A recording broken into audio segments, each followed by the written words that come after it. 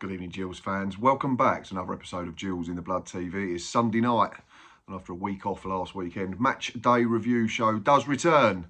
And for the first time since the 21st of September, I will be reflecting on a Gillingham win as we went to the Memorial Stadium in Bristol and came back with all 3 points, courtesy of Max Clark's wonder strike in the second half.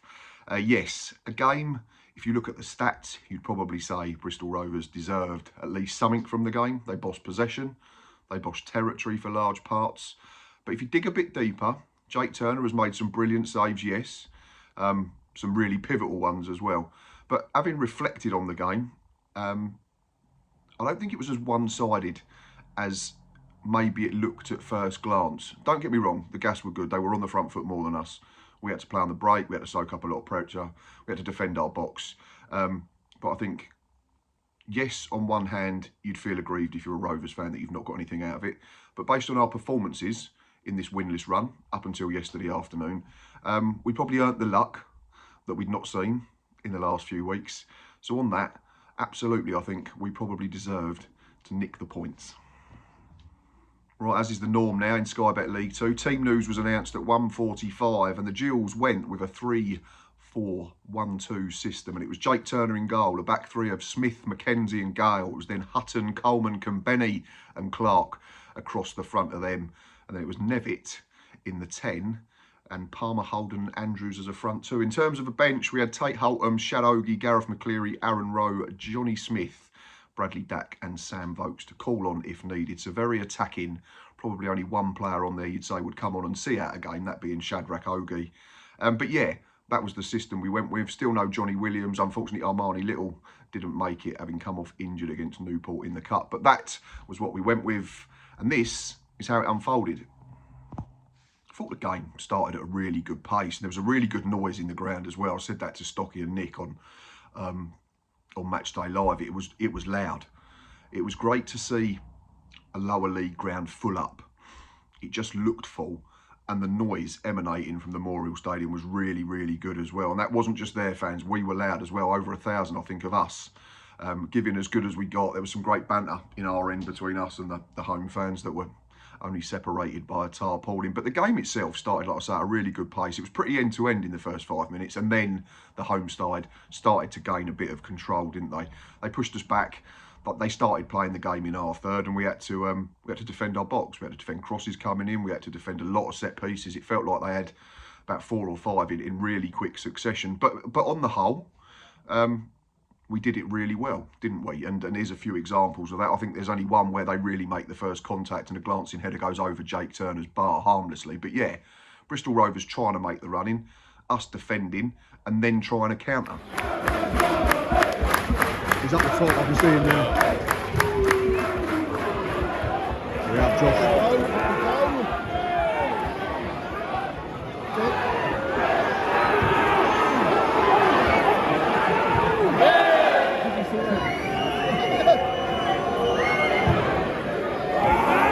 Yeah, on Jake.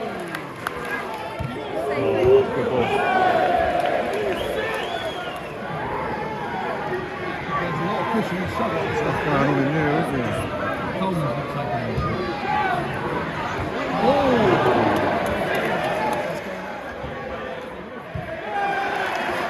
That's when you build up a bit of steam, you know.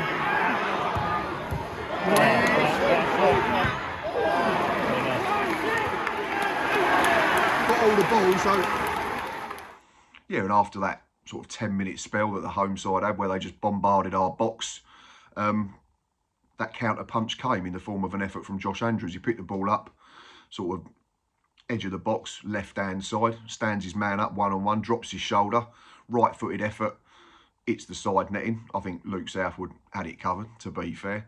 Up the other end, there'd been a chance for Fabrizio Caven, the Swiss striker.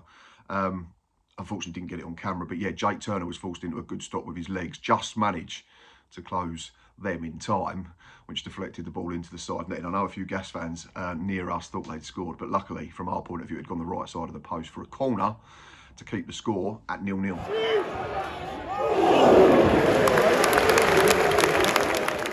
And then came a call from the referee who, I will say. I thought had a generally good afternoon. There was a few decisions I disagreed with, a couple of times where he's quick to check on Bristol Rovers players who have gone down injured, not head injuries, and then just left our players on the floor. But on the whole, I thought he was really good on the afternoon. And you gave us a penalty. Ball came into the box. I think it was from a corner or a cross from our right-hand side. Didn't see anything at the time. Listen to the clip. You can hear me go, pen? Is it a pen? It's a pen. It's a pen. 5 times. Such was my surprise, yeah. Having looked back, though, at the clip, which you're now going to see, you can see there's a clear tug on Josh Andrews. The player's not trying to play the ball.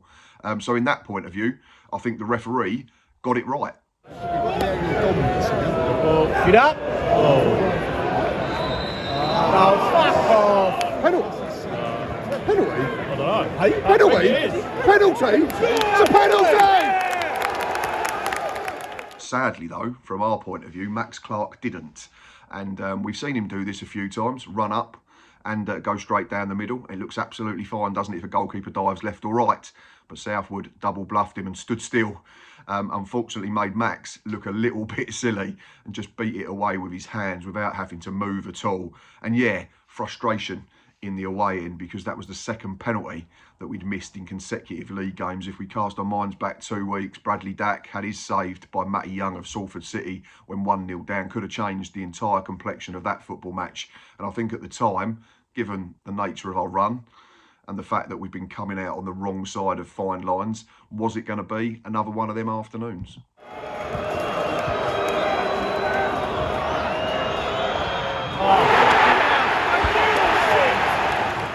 After that, Bristol Rovers came back at us again, didn't they? They were still in that good to and fro in the game. Not at the frenetic pace that we'd seen in the early stages, but yeah, they were still loading balls into our box. We were still having to defend really well, which we were doing on the whole.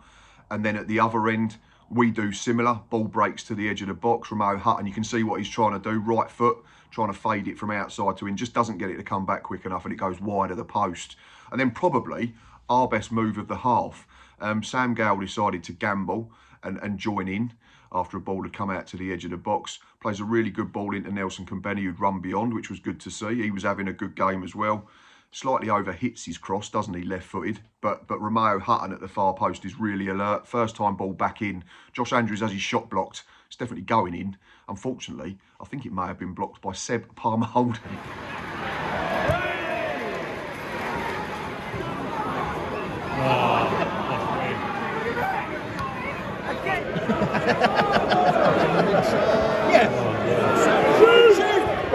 Oh! That's just switching off.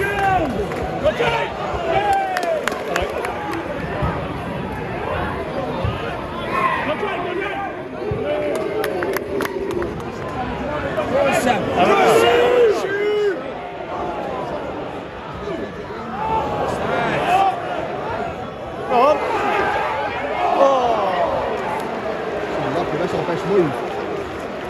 So he got round the back of... But yeah, that was it for the first half. Goalless at the break. Bristol Rovers were point to Fabrizio Caven's effort being saved well by Jake Turner and the fact that they'd had more ball. We will point to the fact that we've created a good couple of chances on the break. Josh Andrews fashioning something for himself. Hutton's drive, Andrews' effort blocked, and of course the missed penalty.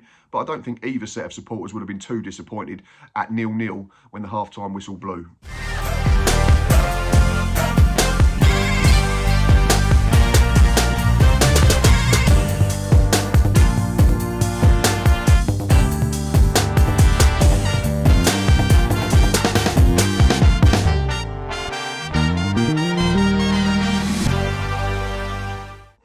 One player I felt a bit sorry for throughout the first 45 minutes was Elliot Nevitt, and it's happened to him before. It happened last season. He scored a really good header against Fleetwood at home, and then in the next game, John Coleman played him as a 10. And we had that little phase, didn't we, where he was playing strikers as number 10s, and it wasn't working. Him, Jimmy J Morgan, and it happened again. Elliot Nevitt scored a really good goal against Newport in the cup last week, and then probably out of necessity to a degree, I'd imagine Bradley Dack maybe, having been on the bench, wasn't fit to start the football match, must have picked up a little niggle. But yeah, Elliot Nevitt scores as a striker last week, and then he's playing as a 10, and it didn't look comfortable. And we know what we're going to get with Nev. He does exactly what he says on the tin. He works bloody hard, he runs his socks off, he presses, But I thought we negated even that press because he didn't know when to go, because if he did that and he goes beyond the front two to do that, what he normally does as a front man, leaves a big gap. It leaves Ethan Coleman and Nelson Kambeni overloaded in the middle of the park. So I thought we lost a lot of what Elliot Nevitt does really well. And we had a little bit of a case where three strikers are trying to do similar things. So in that sense, I was surprised there weren't any changes at the break, with the likes of Daki, Aaron Rowe, Gareth McCleary, Johnny Smith on the bench, Sam Vokes. And I know we've got to be careful with, you know, Rowe, McCleary and Smith, definitely. The two of them are coming back from injury, and Rowe's been feeling his way back for a while and hasn't been able to get, you know, a really consistent run of games together since arriving at the football club, unfortunately. So yeah, surprised there were no changes, but I thought the performance was really good, and we came out and did what they did to us in the first half, and we pushed them back, and we made sure that we played the game in their half and in their third. We was loading their box, wasn't we? And we was forcing them to defend last minute, head things clear. Wasn't turning them round like they didn't really turn us round in the first period. But that pressure eventually told, didn't it? And we'll get to that in a sec. But yeah, here's some examples of us trying to be more front-footed and more proactive in our play, let's say. Yes. Shoot up! Shoot! Start now, go!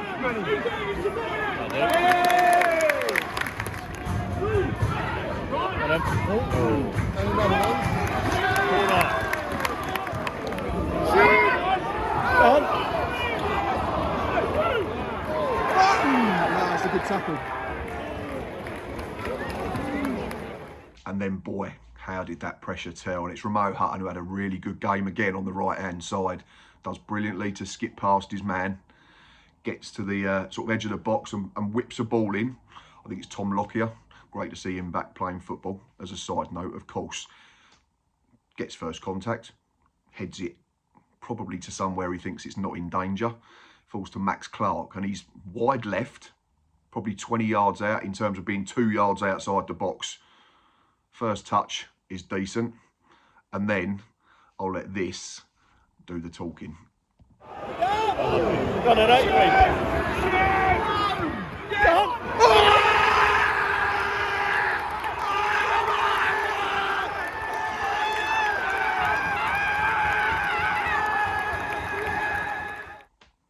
I'm not going to sit here and try and describe it. What I will say is I was convinced back in September, the last time we won in the league, that Johnny Smith was probably going to win goal of the season for that curling effort from about 25 yards into the top corner that saw us home by 3-1. Johnny, you've got real competition now, my man, because that is technically as good as you will see this weekend from Max Clark. I laughed on social media coming out the ground, so he can't score a penalty from 12 yards, but get the ball bouncing to him 20 yards or so from goal on the angle, and he does that, and it's just a ridiculously good hit. Luke Southwood died. He's getting absolutely nowhere near. It was so good that it was in front of our fans as well. And yeah, probably a good thing that Gareth Ainsworth was up high in the gantry opposite where the dugouts were situated, because that may have sent his blood pressure through the roof for all the good reasons, of course. But yeah, phenomenal hit. But then back came Bristol Rovers, and we knew they were going to do that. They were going to counter punch and try and get themselves back in the game.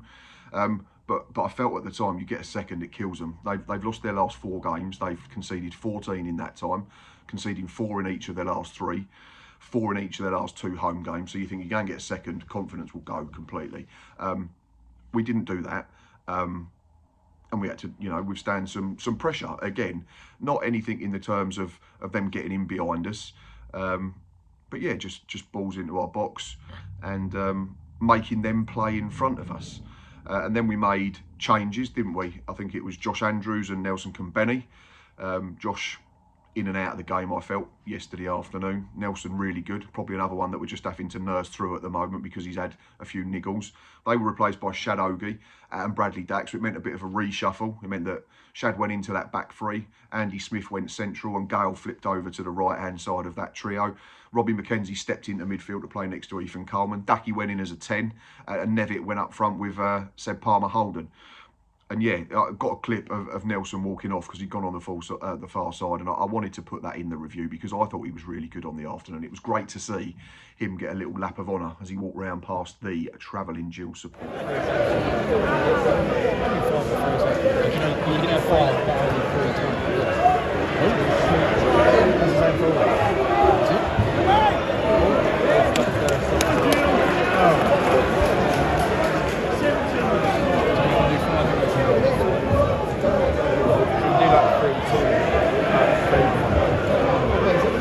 The problem is he's got an accident.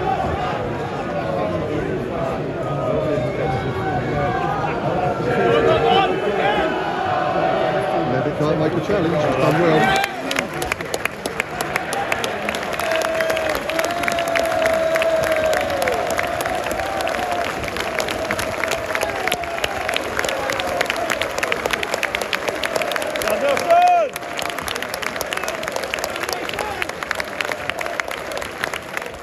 Shortly after, we made a couple more changes, didn't we? And Seb Palmer-Holden and Elliot Nevitt had run themselves to a standstill again. The pair of them, absolutely phenomenal work rate. I've said that every week. So they were replaced by Gareth McCleary and Aaron Rowe. So no Sam Vokes, and it looked like we was playing them as a front two, almost. I don't know if you want to call them two false nines. That's fashionable. But yeah, it was probably with the idea of giving us an outlet because we're going to potentially come under pressure in the final stages of the game. So then you can just turn their back four, back five around and get McCleary and Rowe to run in behind as much as possible.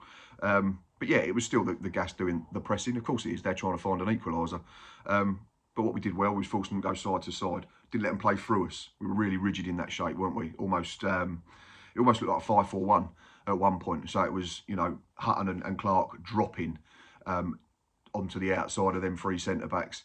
And then it looked at one point like it was Aaron Rowe from the right, Ethan and Robbie in the middle, and then Daki just playing off the left with Gareth as a lone striker.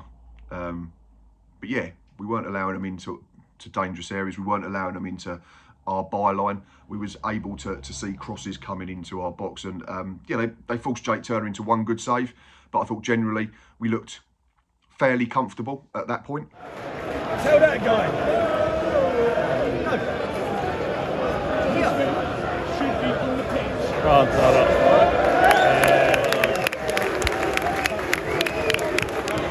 Seven's coming in a bit.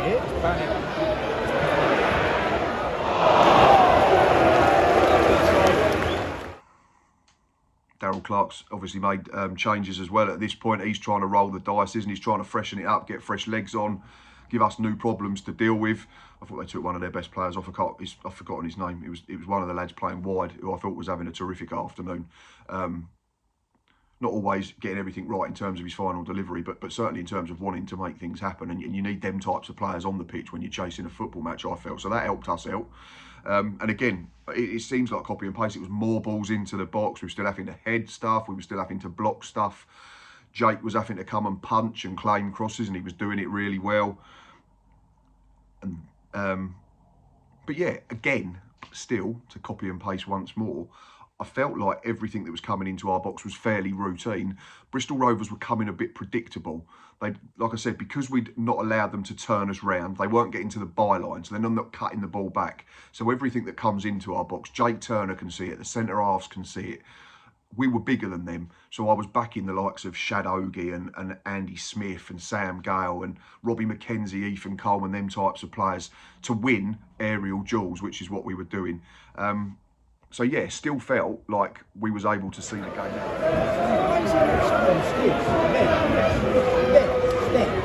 Someone stood there.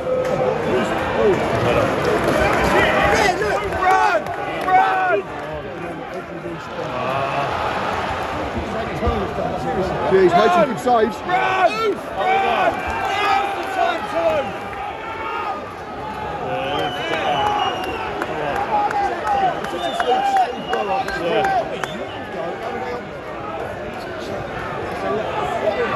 It's like we brought on two outlets and we got deeper.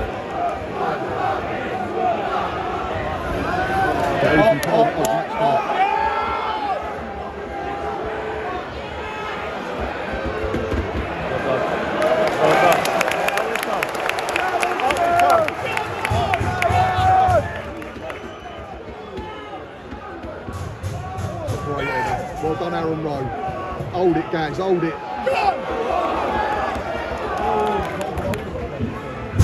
Nathan again. Well done. But for anyone who's watched football for any period of time, you know that if you allow the opposition side to have enough possession, they will create a couple of chances, and they did right at the end, Bristol Rovers, and they're probably, their fans and certainly Clinton Mola still thinking, how have I not equalised? Ball comes in from a corner, Mola rises, heads it goalwards. For all the world, it looks like it's going in. I didn't give Jake Turner enough credit at the time because it's right down the other end. Couldn't see it properly, even though I was recording it. Having zoomed in, it's a phenomenal save to get his hands up and flick it onto the crossbar. And then you need someone after that to react and get it clear. And that's what we were doing really well. And then just after, Bradley Dack, not renowned for doing his defensive duty. You want Bradley Dack on the pitch to be playing in between the lines, high up in the final third and influencing football matches that way with goals and assists. Does really well. So alert to get back on the line. Shot comes across Jake Turner, who's not going to get anywhere near it. Dacky's on the line, celebrates it like he scored himself. There's fist bumps, there's chest bumps everywhere. There's no question in the team spirit in this side, not a bit of it. And I've said that over the last few weeks, even when we've not been winning football matches, and that just summed it up absolutely superbly. Brilliant stuff from Jake, brilliant stuff from Dacky to preserve that clean sheet as we dug in.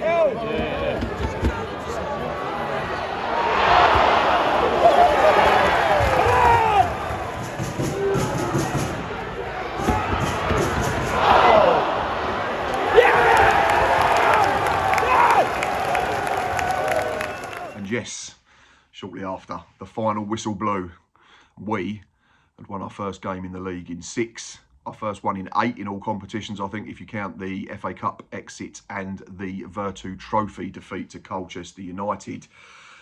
It's a good feeling, isn't it? And we've said this season that it's going to be an open league. If you look at it now, 15 games played, that's where everybody says the table really starts to take shape. I think if we'd been offered at the start of August 6th after 15 games, winning 7 and only losing 4, we'd have gone, yeah, we'll take that. 4 points off the top. I think only 2 sides above us won yesterday. That was Walsall and Swindon.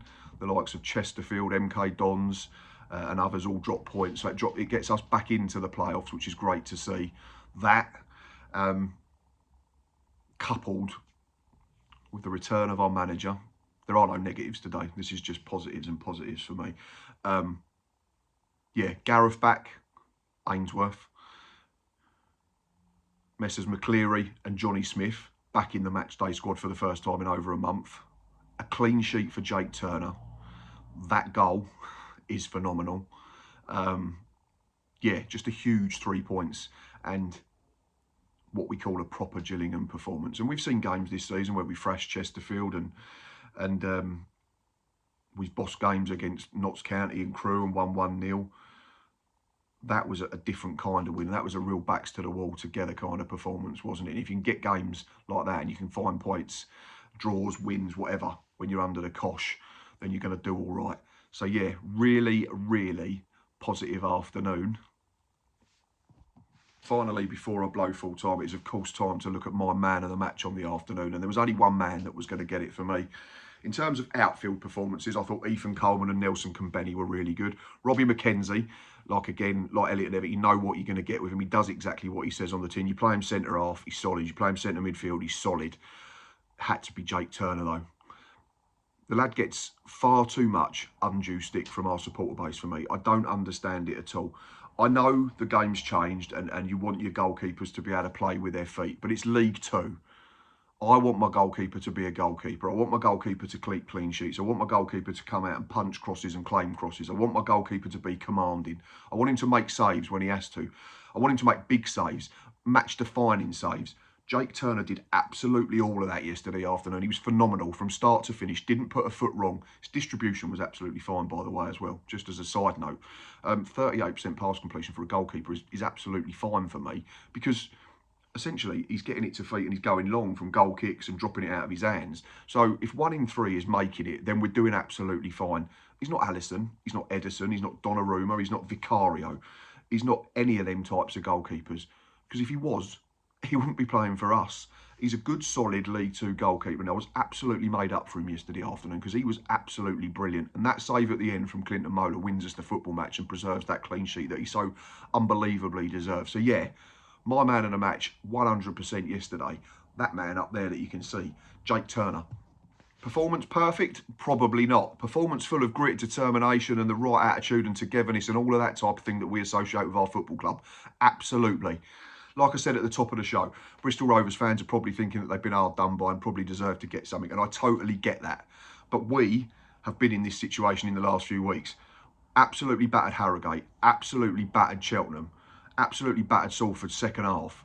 We ended up with 1 point, having 65 shots across 3 home games. We've gone to Grimsby and been stitched up by a referee. MK Dons, we were poor for an hour. We understand that. And then we battered them after that. Could have nicked a point. Probably wouldn't have been deserved at the time. But what I'm trying to say, Gas fans, is the fact that we don't always get what we deserve in football matches. We'll probably play better later in the season and not win. And we've already done it in the last month, 6 weeks. So from that point of view, absolutely made up for everyone associated with the football club. It was great to see. And yeah, really, really good afternoon. Word on Bristol Rovers as a club. Funny looking ground, quirky, absolutely love it. Said it reminds me of, and I mean this in a nice way, a kid building a Subbuteo stadium. It's like they've just got lots of different parts from everywhere and they've built a ground out of it.